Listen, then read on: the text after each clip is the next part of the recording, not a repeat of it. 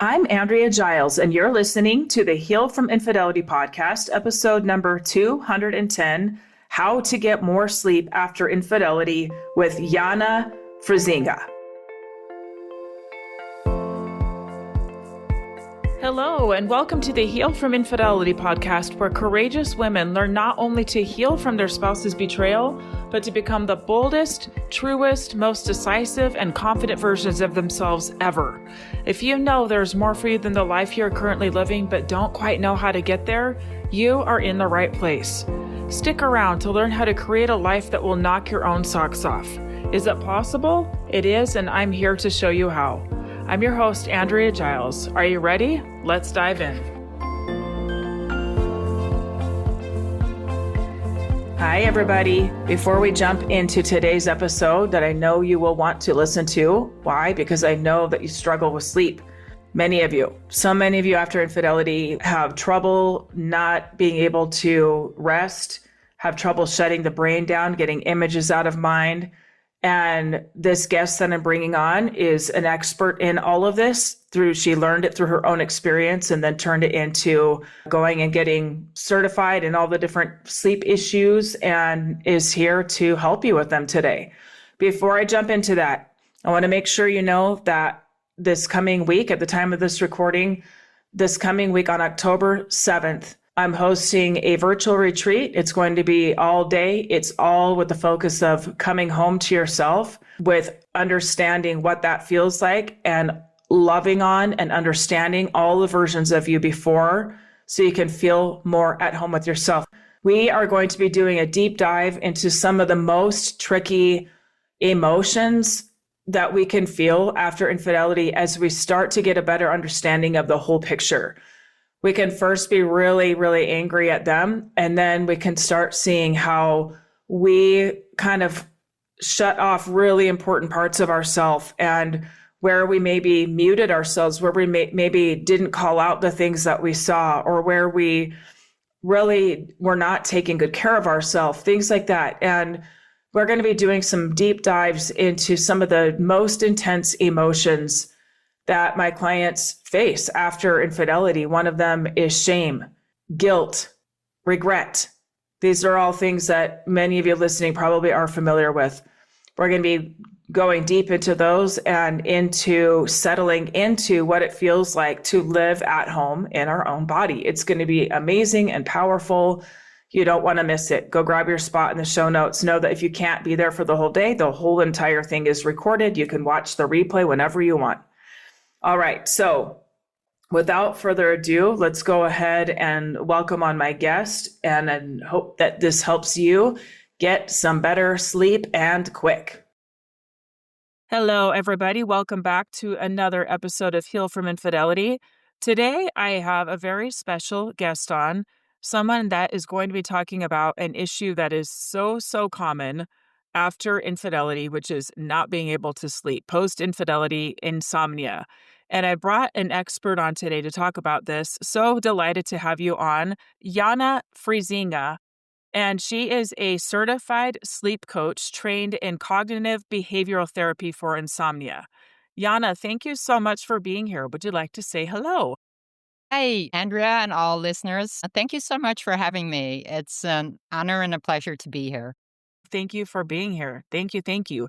Can you tell everybody, first of all, where you are from? Where are you talking to us from? Yes, I live in Amsterdam, the Netherlands. Wonderful. Full. All right. Tell me a little bit about how you came into this space. Tell me about your own struggle with sleep and how it led you to this space to become an expert in it. Yes, and that also makes it very special to connect with your listeners because I've been through the discovery of infidelity myself. And that was, as all people will know who've been through it, it really turned my life upside down. It was an emotional roller coaster. And at the time, I was a mother to two very young children. So there was also the aspect of the impact on the children and fears around that. And one of the many fallouts of this discovery was that my sleep was really badly disrupted. And one would say, if you're a young mom, that's the case anyway. But there was a real difference between pre-discovery and after, because before I could be there for my children at night, nurse the baby, Yeah. and then when he would be back asleep, I would go back to sleep, Right. just like I had with my eldest. But now with the discovery, even when the babies were sleeping, I was awake. Mm. And I think many people can relate to that. Yep. Whatever season of life you're in, that you'll have difficulty falling asleep. A lot of people have difficulty staying asleep, so waking up in the middle of the night and Yep. then not being able to go back to sleep, and or waking up very early in the morning and then being just awake and alert even though your body is tired, your brain is like wired. And I often had all three of the above in the same single night, so that was intense. And also for me, it's a while ago, it's 10 years ago now, but it really also, however difficult it was, it also sparked this flame in me. Like one day, I would be so happy to help other people going through this experience, Mm. and especially that nighttime piece, which Yep. I found, the days were difficult, but the nights were unbearable, I felt. And yeah, those where it's dark outside and the minutes drag forever and ever and ever, and you are just like, is the sun ever going to come up? Right? Just those long, long, long nights. Something interesting about that I find really interesting about you is your background in being a newspaper journalist, columnist there, and then using that experience and then your own personal experience, right? Your own lived experience to kind of it kind of seems like the perfect fit, like the perfect taking the background of research and science and studying things and being good at your job and then turning that into I'm going to get to the bottom of this here with this issue. First of all, let me ask you this, okay? We hear about sleep all the time, but being an expert as you are, how important? How important? Thank you. It's very important. And yes, going back to the journalism, that really like the journalist in me was really like researching and piecing things together. And I love doing that. And I'm happy to now, transfer that knowledge that I first used for myself and then, to the benefit of others. The question, how important is sleep? Two parts. It's very important, crucial, I would say, especially in this past discovery or disclosure. Yep. And at the same time, I also know that we'll go into why it's important. But at the same time, I want to acknowledge that it's sometimes very difficult to get by and to sleep. And I also don't want to add more anxiety to any listener with sleep problems saying, like, oh, if Perfect. you don't sleep, see, will happen. It will be a disaster. Because actually, anxiety, stress, and sleep don't go together well. So that's kind of like an overall framework I'd like to give the listeners that yes, we want to take sleep seriously. We want to take steps to improve it, but we don't want to get overly anxious and perfectionistic. Mm. Yep. We're going to do Yep. what we can do. Mm. When it comes time to put our head on the pillow, we're going to say, I did what I could do Yep. for my recovery, for whatever, Mhm. therapy, coaching you're in, also aspects doing with sleep. But now that it's time to sleep, I've done my job. And I always say in sleep, we trust. So now Mhm. I'll let sleep Mm. come I love that. rather than, laying your head on the pillow and going like, oh, I have to sleep because if I don't sleep, tomorrow I might be snappy or I might be extra depressed or I might lose my temper, because those thoughts are actually what then add to your stress and anxiety and add to you being awake, Right. right? I so understand this. For whatever reason, I've always, as far back as I can remember, carried a certain level of anxiety around what if I don't get enough sleep? And I remember becoming a new mother, and then especially when I had twins. Woo. Woo, man, yeah, and they were number 5 and 6, so I had 4 older children and then them, and I remember the anxiety of you're not just, like, awake, but then, like, "Oh my gosh, tomorrow it's gonna be a killer, it's gonna be so miserable, I won't be able to blah, blah, blah," right? And over time, exactly what you're saying is, like, I love what you said about in sleep we trust, like, that trusting that if just getting to sleep, that's enough, that's Yeah. enough, And that, that's just a wonderful way of looking at it. And I totally recognize that, how it just makes it worse, right? Just Your thoughts, stressful thoughts, keep you awake. And I think these thoughts are very understandable because it is more difficult if you're sleep deprived to get through the day. But right. actually, my personal experience and also with clients, one of the first steps is to learn to trust that you'll also get through the day Mhm. even after a bad night. Yes. So you're not just And making it worse. Yeah. yeah, and so it might not be a great day, but it will be good enough. And Mhm. if you can tell yourself that in the evening, and if you start to experience that, like, okay, I had a bad night, but I still went out of the house. I was still there for my children. I cooked a meal. Maybe it was a simple meal. Maybe you Yeah. don't do a big meal, but you just say like, okay, tonight is pizza night. But you make it a good enough day. Then you can learn to trust to say in the evening when your head hits the pillow and maybe you are like ruminating, emotions coming up. I know you work a lot on that. So that's also Yeah. excellent that people search for help. And then one of the helpful thoughts can be when the stressful thought comes up, like, "Oh, what if I don't sleep?" You can tell yourself, "Yes, that wouldn't be great, but I'll still be fine. I will Yep. survive." Yep. And Building some that's resilience around that. yeah, and that's a very calming thought. And then actually when you get calm, then the sleep comes. Amazing. Amazing how that works, right? Yes.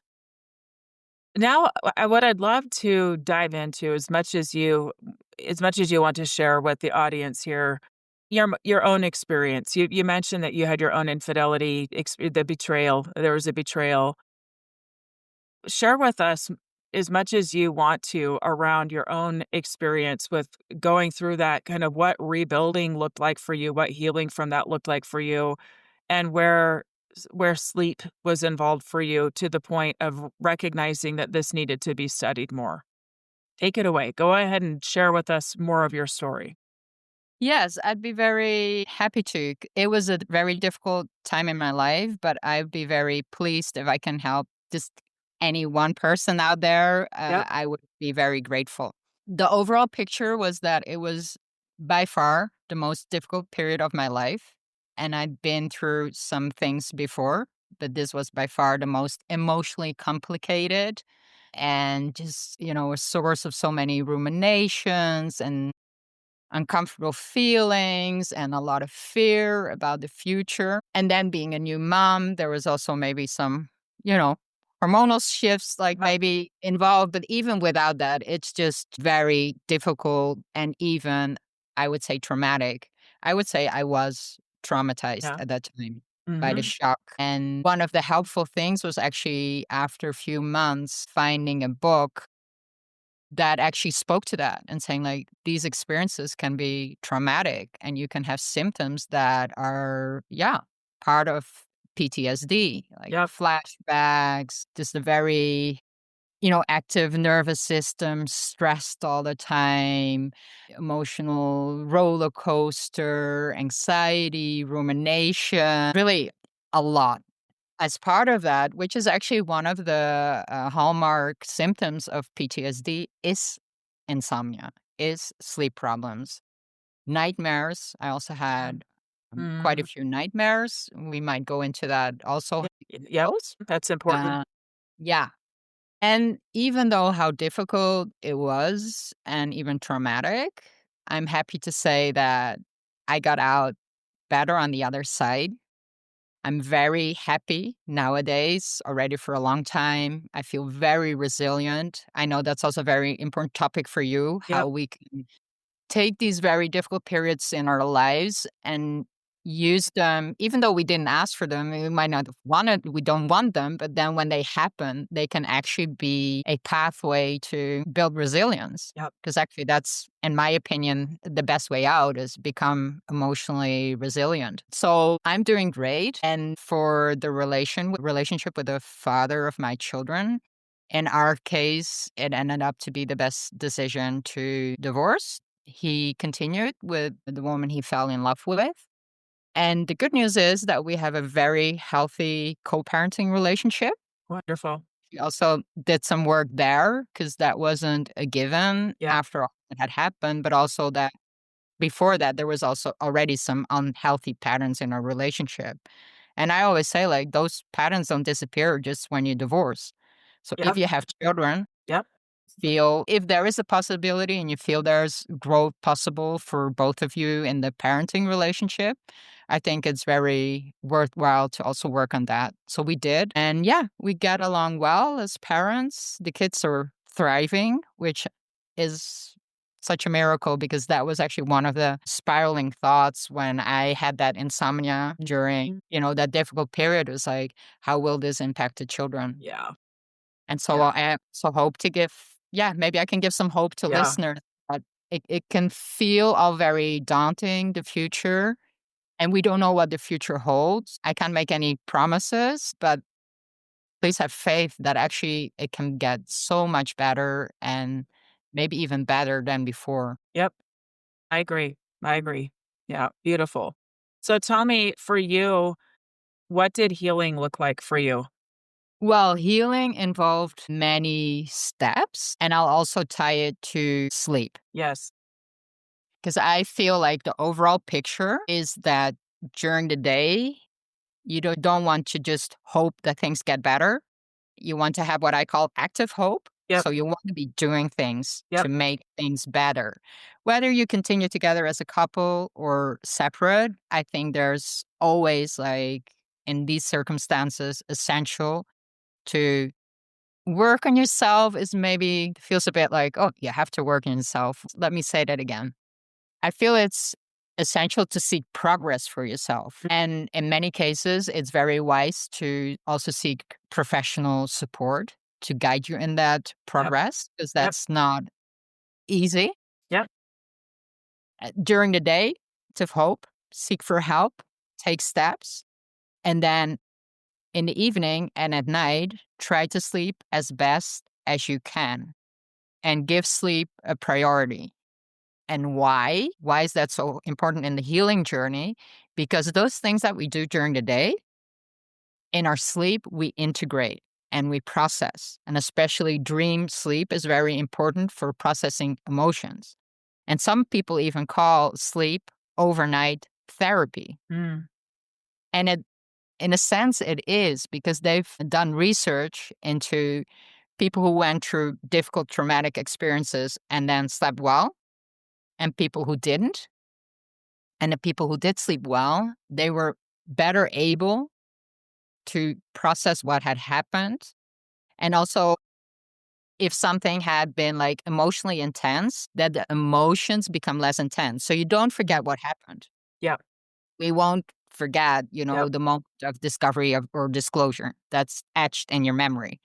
But the pain and the stress and the intense emotions that came with that, we can process those. And sleep is then very supportive of that, that emotional processing.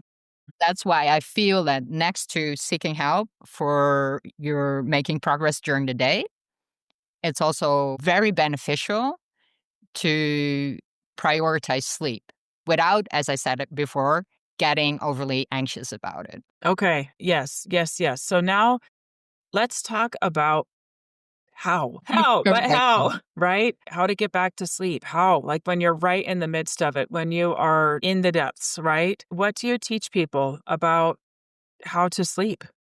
What are Well, some of the things they can try?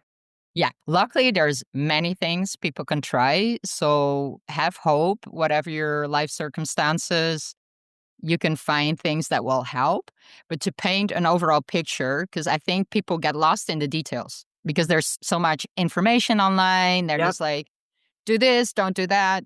And it's like a lot of scatter, and you're like, where do I start? You try one thing, it doesn't work, you lose hope. So the overall Right. picture is this. In what I do, cognitive behavioral therapy for insomnia, we turn three dials all in the same direction towards helpful sleep. So once you understand these three dials, you can really for yourself see how overall you can improve your sleep. So without further ado, I will explain what these dials are. So most importantly are helpful thoughts, Mm.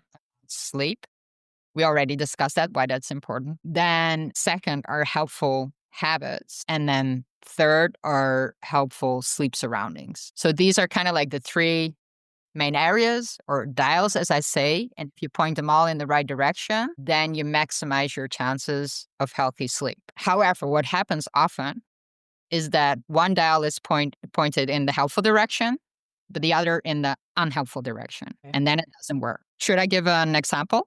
Please. Yes. Okay. So what often happens is that people will start pointing the dial of sleep surroundings maybe in the helpful direction, but they haven't paired that with a helpful thought. So the thoughts are pointing in the wrong direction. So specific example would be one advice is to keep your bedroom dark. Yep. And that's scientifically proven. That's smart to do. So let's say you then decide to put up blackout curtains. Great step. You go out and invest, like you spend time shopping, you buy them, you put them up. All of this sounds easy, but actually can be a lot of work if you're like, stressed out or you have a lot on your plate. But let's say you've gone through that process. And then come nighttime, you lay down and you don't fall asleep directly. And maybe after 10 minutes, you're still awake. And then you start maybe getting frustrated or maybe ruminating, going like, what's going on? I invested all this time and money and energy in getting the blackout curtains. So and so online said that they're the best thing ever, and they put them up and they slept within seconds, and I'm still awake. So there must be something very wrong with me. My brain might be broken. I have to continue searching, and then add on top the frustration of investing in the blackout curtains that don't seem to work. The question is, what is keeping us awake? Is it that the room, it's useless that the room is dark, or is it actually our thoughts that are keeping us awake? And I would say the latter, because then there's again that frustration. So if we point the dial of the sleep surroundings in the right direction, so the room is dark, it's also wise to have it rather cool, quiet. We pointed that dial, great. Then we go to sleep and we say, I've done what I could do. I'm proud of what I've done. I don't expect miracles, but I do that this is helpful. So I trust, in sleep we trust, even if sleep doesn't show up in exactly the way I want or not as much as I want. I trust that I'll get through the day tomorrow, and tomorrow I'll do more things and I'll add to the helpful things to sleep well. And just, you see how that's a different way of thinking about it? Yeah, you're not placing all the expectations on these external things, like making it the perfect environment and then being so mad when it doesn't work, right? I can Right. see how one can lend itself to another and that they work together. It makes sense. Can you remind me what the second dial is? Habits. Okay. Can you talk a little bit about that? Yes, well, I could talk for hours about that, but to keep it succinct, again, this is good because there's many habits that are helpful for sleep. There's also some that are unhelpful that you can stop Can I doing. want to pause you just real quick to say specifically, let's Yeah. talk about habits when you're in it. Like when you are, in the throes of that initial, the betrayal and you're all over the place and that roller coaster that you're talking about. Let's talk about habits in that space where everything feels kind of uncertain, and what can be things that people can do that don't feel like that overwhelming, like one more thing that I need to remember when I can't remember anything, right? I want to talk specifically in that space, and then as people start to heal, what maybe they can layer in.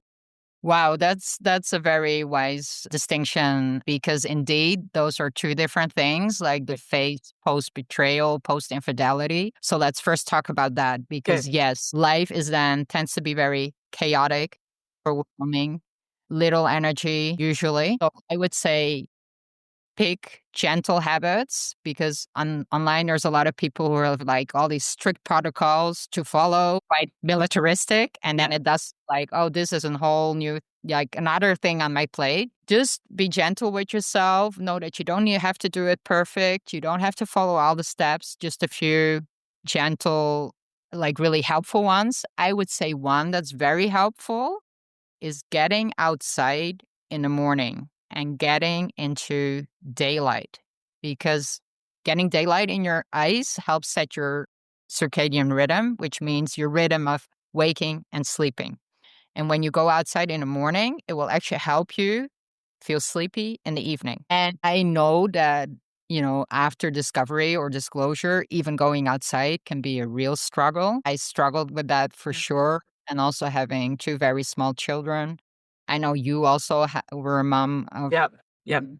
6 at the Yeah. time, right? Yeah. Yeah. Yep. So that can be a real struggle even Mhm. in normal life circumstances. So one thing that really helped me is back then I didn't even know how important it was for sleep. I only discovered that later in my research and my education on this. But what was really helpful for me is meeting up with other people. Joined a group of other young parents in my neighborhood, and we made a little WhatsApp group, and we would Wonderful. text each other like, "Yeah, shall we go to that and that playground? I'll see you there." And that was a motivation for Yep. me to get outside. Yep. Perfect. Yeah. And I would say to make it even more doable if life is very, intense for you, even just sitting in front of an open window helps to Yeah. set that circadian rhythm. And it doesn't need to be long. If it's a sunny day, 5 minutes is enough. So just, grab a drink and just sit in front of that open window. Like even if you're with the kids and you're, preparing breakfast for them, is there a way that you can open a door or a window and get some of that daylight in? Yeah. That would really be one. Wonderful. I'm Yeah. thinking about I live in the state that has a pretty strong winters in the Yeah. US, Montana, and I'm thinking, how does it work for like in winter time in that way? Yeah, it's more difficult. One thing that people can do, but that will take time, and I don't know if people have that time and flexibility, is you have indoor lights that you can put in front of your Yeah. face. You could be working on your laptop actually at the same time, and that emit the same, like enough intensity of light to set that circadian rhythm. Okay, wonderful. For those really like I'm thinking the really, really cold days where it's brutal to go outside, right? Yeah, then you Okay. could do that. And also, Mhm. I would say, like, it's okay if you miss a few days here and there. It doesn't need to be every day, for a long time. Yep. So Just to also help be like, yourself out. yeah, just be gentle. And other thing that can really help is movement. Get enough movement throughout the day. And this is, also just so great for, your mental resilience. Yep. Because it can be such a taxing time. A lot of people feel quite depressed a lot. And yeah, that happens. And then movement helps. And it doesn't need to be, brutal workout in the gym. It can just be, going for a walk, or even is if you're inside, even housework counts. If Yep. you're vacuum cleaning, Yep.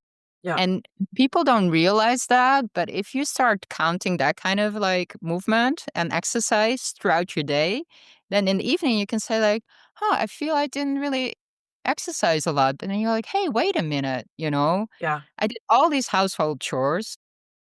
This will Yep. definitely help me sleep." Yep.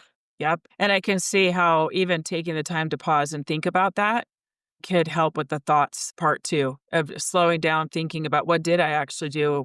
How did I move my body? I did all of these things. Great. It's going to help me sleep and just taking that anxiety down a notch, right? Absolutely. Yeah. And that would be another very practical and doable habit that I Yep. would advise. And that is right before bed. It's something I started doing at that time, and I do it still 10 years later. And that's writing down your success moments of the day. A lot of people are familiar with gratitude journaling, Yep. and that's also helpful. But I would say expand it and don't only write down what you're grateful for, but also what you're proud of, what you did well that day. Because when we feel so down and out, you usually also feel down and out about ourselves. Right. And people's self-esteem usually tanks in that period, sadly enough. Yeah. And so for me, it was super helpful just right before I would just sit in bed right before going to bed. And I would often just feel terrible, in all honesty. Yeah. Yeah, and especially the evenings can be difficult. You're tired. It all just like hits you how difficult life is. And maybe the day was difficult, you know? Yeah. Often it has been very difficult. And then to just sit down, pick up my journal, my notebook. Doesn't have to be anything fancy, just Anything. paper and pen. Yep. And then for, I would say around 10 minutes, but you don't have to put a specific time. You could also say three things. Or I would just write down, I would think like, what went well today? What was good? And some days it was like the first thought was just like, well, I'm still alive. We're still here. We're still here. Yep. And yeah, it gives me the chills thinking back that, I got so low and many of us Yeah. do that. Yep. Just that you're still there Yep. is like a success. Yep. I'm still here. Yep. Still here. And then I would write that down, like, I'm still here. And then the next thing would come, like, actually, sun was shining. Good. Yes. My kids were very small, but yeah, there was like joy in seeing them, or they were joyful. So I'd write down like the kids were joyful. Like I might have felt miserable, but they were joyful. I cooked dinner. I'm Yes. proud of. Yes. Yeah. Yep. And then more and more things would come. And then I would end, within 10 minutes, I would go from, oh, this was one of the worst days of my life. Yeah. I would actually, it was a difficult day, but there was, these sparkles of light. There were these happy moments. And Yeah. then your mind goes there. You see it again in your mind. You relive those happy moments. And that's Mhm. such a beautiful, like, easier state to then go to sleep. Yes. I can see too how, for so many people, not only was trust broken with our spouse or partner, but so much so with ourselves, right? Where the things that we thought we knew about ourselves, about the world, like just like that, our whole view can change so dramatically, right? And I can see how this exercise at the end of the day can be little drops in a bucket back towards self-trust. For example, if at first it's hard to eat, right? And if anxiety is making it difficult to eat and you have a day where you go, look at me, I ate a meal. It was a good meal. I took care of myself. And rather than focusing on, well, I only ate one meal, right? So I fed myself today and looking at that and counting that towards that self-trust. Like over time, I will continue to take care of myself, do the things that I need to do. This temporary sleep disruption, it's temporary. I will figure it out. And being able to look at it that way, I can see how just that alone could lend itself to more sleep, right? To better quality sleep. It's so true. And I think your example is also very poignant because in those days we can feel so lost. Yes. Yes. And it's part of actually the stressful or even traumatic response that we blame ourselves. We can get very down on ourselves. That's sadly part of it, but it's normal. But then to have a practice that then refocuses your brain on the things you did do and that you did eat and then it was a good meal. Because our brain is programmed to kind of like look at what went wrong. So we have to make a conscious effort to look at the things that go well and then build on that. And what I notice is then it's been better gateway into sleep. And also the next day you have extra motivation to like, hey, let's go and do things because I wanna, I wanna fill my list in the evening. You Yeah. have a beautiful moment where you go like before you might actually like pass by, but then you go like, hey, let's soak this up. This could be one for the list. I love it. I love it. So it's really a reprogramming of your focus. Yes. Yes. I love that. I want to circle back to something you said earlier about how sleep is like, can be like therapy, as powerful as that. And with that, it's that fine line between like making ourselves wrong for why can't I sleep, right? That anxiety and the frustration and that fine line between that and being gentle with ourselves with that. And also that sometimes it is like us trying to solve things, right? like keeping our minds awake, trying to figure out things, trying to solve things. And what would you say about almost like letting ourselves kind of surrender to sleep and going that this will help me solve this? This will actually help me more than me staying awake trying to figure it out. I'd love to hear your thoughts on that. Well, exactly that mindset is going to be so helpful. If you can tell yourself one step back, actually. So I'll say that again. So the mindset that you painted is exactly the mindset you want to have. It's a very healthy mindset saying, like, if I sleep at night, I'm actually working, I'm actually processing. This is Right. over therapy. So that's a great way to look at it. And now I lost my train of thought because what was your question again? It was around kind of surrendering to that Right. and like, and how to do that, like how to drop into that and like moving from that ruminating to solve and actually dropping into kind of surrendering to sleep. Yeah. So, yes, you want to surrender to sleep. I think an important step before that is actually like acknowledging that the fact that you are stressed out and ruminating and trying to fix day and night is a very normal response to the stressful situation you're in. The sad thing is, it doesn't help you sleep. But let me make this analogy. And that also shows that actually the fact that your brain and body are in high alert 24/7, even, at night, makes complete sense. Right. This is the analogy. Imagine you're going to bed in the evening. This is a situation where life is normal. There's no, emotional chaos going on, but you go to sleep and all is, normal. You're ready to sleep. But then you smell something. You smell smoke. And you're like, what's that? Logically, you would want to get up, check what's going on, and you might discover that there's a fire in your kitchen. Then, luckily, you know, you were alert, you went out of bed, you saw there's a fire. Maybe you can extinguish it yourself, or maybe you need to call in help and you'll deal with the situation. Now, going back to the situation of discovering infidelity, there's definitely, metaphorically, a fire in your house. It's very threatening to you, your family system. You don't know where this is going. So it's actually very normal and natural and in a way healthy that your brain goes like, we need to fix this. Yep. There's a fire going on. Right. We need to deal with this. But the difference with the kitchen fires, of course, you could deal with that in a moment. You have to deal with that, and then life goes on. But this is a situation that you know this better than most with the work you do. Many people, this takes months and even years to process, to resolve, and find a solution that's best for your situation and for your family. So it's not something you can deal with in the moment. It's not something you can fix in the moment, but your brain and body reacts in that way. It pumps up cortisol, stress hormones, it wants to fix it.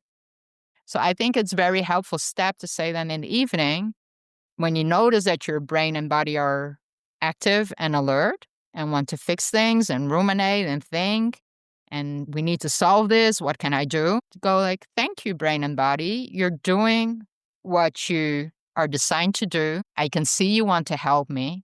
I see that you want to resolve this situation. But let's agree that this situation will take a longer time to resolve, and that in this situation, it's now better for us to go and sleep and then wake up refreshed, and then I'll deal with it again. Love it. Yep. So you're kind of comforting that part of you that's like, no, we have to figure it out now. You're kind of bringing comfort to it and bringing like, I'm in charge here. We need to go to sleep. Let's go to sleep, and we'll pick it back up in the morning. Right. And Yep. even practically speaking, I would definitely advise to have a list next to your bed that when Yep. practical Love things it. do come up, like I want to call a therapist to get Love help. it.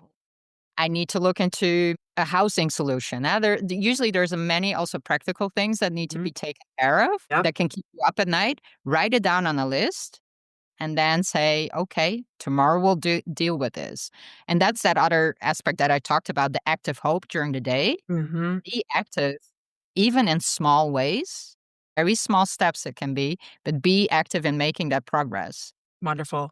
working on that list. And then in the evening, you can say, like, okay, you can write it on your success list, did that. And you can tell your brain, thanks for trying to take care of me by keeping me up day and night. But now it's time to sleep. Pick it up back, we'll pick it up tomorrow again. I love that. I love having that where you can even write it down and just, don't worry, I'm coming back to you. I will. And it's so amazing how the things that feel so urgent in the middle of the night, you can look at it the next day and be like, oh, okay. Okay. Like we can have just a little more perspective, right? A little more perspective.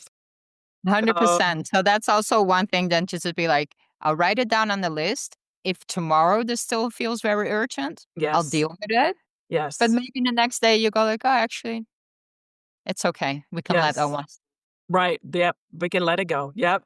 Because So, sometimes you also have things like, I want to say this. And, you have these conversations in your head with maybe the person who was unfaithful to you or other people in your life. And then you go, well, just write it down. yeah, dump it out of your brain, get it on Yeah. paper. Yep. I love that. I know you have so much wisdom, so many things that we could probably talk for hours and all the things, so much to talk about. For the sake of time, I want to just give a little bit of time to hear your thoughts on any kind of frameworks or things that could be easy for the 3 dial thing was very helpful. Is there anything else that you think would be very useful today for people listening to take away from this today that they can use immediately? Okay, well, two things. First of all, yes, there was a lot of information, and I have more information to share for people who are struggling with sleep in the aftermath of infidelity. If they want to learn more, I've developed a free email course that people can find on my website. Wonderful. Um, would it Okay. be okay to mention it? Yep, absolutely. Yes, please. So, yeah, I have a free email course that people can find on my website, and that is www.resilientdays.com. Wonderful. And we'll have that all linked up in the show notes for everybody to find easily. Thank you. Yeah, and Mhm. in that free email course, I share practical frameworks like the one with the dials, but I also give more like practical, specific tips and also guidance on if you're looking for help with sleep, what to look out for. Luckily, there's a lot of good coaches out there that can help. I would advise to look for somebody who's informed about trauma and maybe even, betrayal trauma, Yeah. ideally. Yeah. And then back to your question of like a practical tip, I think I'll mention something I would advise people not to do Okay. that isn't often talked about, that might be a bit taboo and people don't want to touch upon it. But I know it can be an issue, especially after a big stressful event in life. But it's very harmful for sleep. And so Okay. here it comes. Okay. And that is using alcohol to fall asleep or just to forget your worries. And I must say, I can empathize with people who, make that choice. Remember, so I hadn't been drinking alcohol for many years before this happened.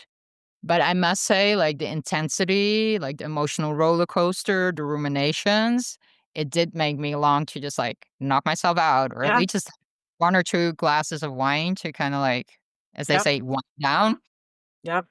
Luckily, I couldn't. I was nursing my son. So there was no option to drink alcohol. And I think that was a savior because what I didn't know then, but that I learned later in my education around sleep, is that alcohol and marijuana, by the way, sometimes people go to that option.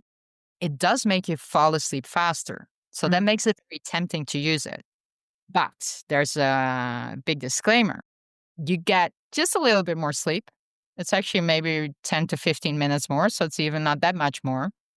And the quality of your sleep is badly disrupted. Mm. And that's what the problem is. So you might sleep a bit more, but the quality of that sleep is not healthy. And especially the phase of dream sleep, which happens more towards the end of the night, gets disrupted a lot. And it's actually that dream sleep that provides the overnight therapy. So I would say if you're going through a stressful life event, fidelity or otherwise, however tempting it might be to have that one or two or more wines in the evening, Please don't do that. Know that your sleep will thank you if you don't. Yeah. Know that there's many other ways, healthy ways to find your way to sleep.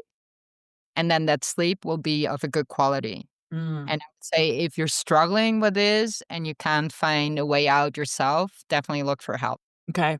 So I'm hearing in what you're saying that the quality over quantity, right? The quality of the sleep, even if you're getting more sleep technically, it's not going to have the same like nurturing healing effect as the quality that you're talking to about here. Correct. Okay. Correct. Mhm. Okay, perfect. Yeah. Yeah, it's amazing how you can have technically the correct hours of sleep or whatever and still feel so tired, or you can have, like, that nice solid, like, length that's maybe shorter and feel such a difference in your body, right? Absolutely. Yeah. Yeah. Yeah. And so I would also not focus as much on how many hours you get, Mhm. because sometimes it might actually be little. Right, right. But just try to give it priority. Maybe in other tips, I have so many tips, but maybe a final tip, especially in the situation of, big emotional turmoil, is to try to go to bed around about the same time, Mhm. give or take half an hour, max an hour. Because for your body and brain, it will then be much easier to go to sleep because it's at a predictable time. Just when we do with kids, Yep. we try to get them to bed at the same time. But this can go off the rails in the situation of infidelity because often, partners are talking, they might be fighting, or even if they're talking in a constructive way, if you then end up talking, way past midnight and then you don't sleep well, actually, some of that progress that you made is not solidified because you're not sleeping well. So I Mhm. would say, like, try to be consistent and also communicate with the people in your life. It might be also people who are helping you out and they might be come over and, I had friends who came over, thank God they were so helpful. They would help me cook dinner. I could take the kids to bed. They would help clear up. Of course, then it feels very tempting to say, like, oh, let's chat, Yes. Right. Have and the that's adult okay for time. Yeah. but not until late. Then just say at a certain time or even communicate beforehand, like, I'm so Yep. happy that you're coming over. I'm so grateful for your help. Could you also help me by saying around 9 or 10, whatever is the good time for you, time to Yep. Time to go to bed. and Get it. do that Yep. already beforehand because by the Yep. time you're tired, it's very difficult to Right. communicate that. Right. Right. Yeah. Yes.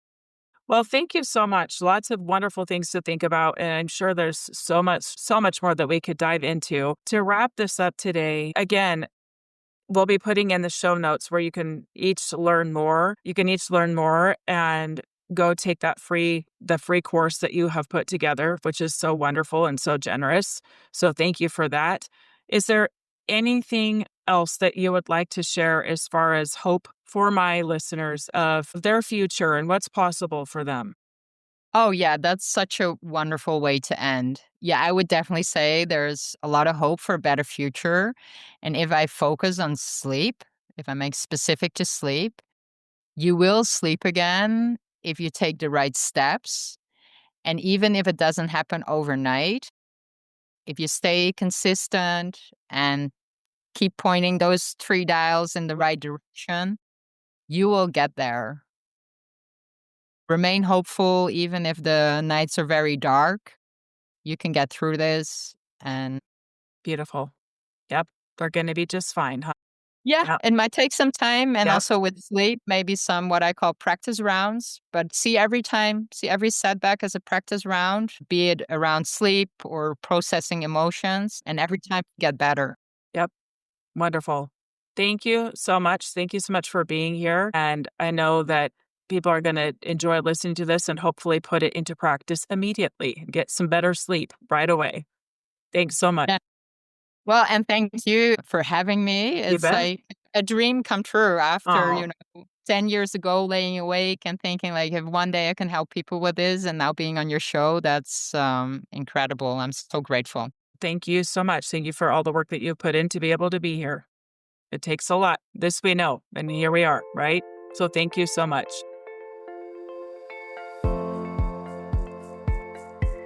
you for listening to the Heal from Infidelity podcast. If you would like to be kept in the know about upcoming free classes, new podcast episodes, and other ways of working with me, go subscribe to my weekly email. You can subscribe at AndreaGiles.com/lies-about-infidelity/. Again, it's AndreaGiles.com/lies-about-infidelity/. I will see you next time.